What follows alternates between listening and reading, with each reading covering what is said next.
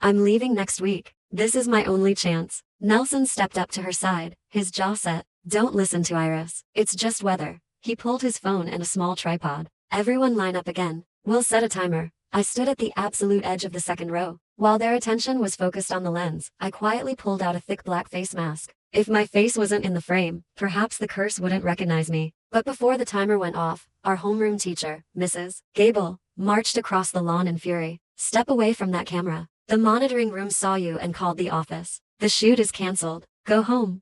Nelson wasn't finished. He sent a blast message to our private class group. Tomorrow is Saturday. No staff on campus. We meet at the front gates at 10 in the morning. Iris, you better show up. I didn't reply. The sky letters changed. Final warning. Do not take the senior class portrait or misfortune will fall. At 10 o'clock on Saturday morning, Nelson stood on my porch. Let's go. Time to take the photo. I leaned against the doorframe. I'm not going. I don't care about keeping memories with any of you. Nelson stared at me. It's our graduation portrait, Iris. I looked him dead in the eye. I don't consider any of you my friends. Why would I want to remember you? He went rigid. We've been friends for 14 years. That was just your assumption, I corrected. Nelson's face flushed deep crimson. When logic failed him, he resorted to demands. I don't care what you think. Melody wants this photo, so you're going. I laughed mockingly. Aren't you curious why Melody is so obsessed with this portrait? She wants a keepsake of me, someone she barely knows and who clearly dislikes her. Nelson opened his mouth, but no sound came out. Do not drag me into your grave. Goodbye.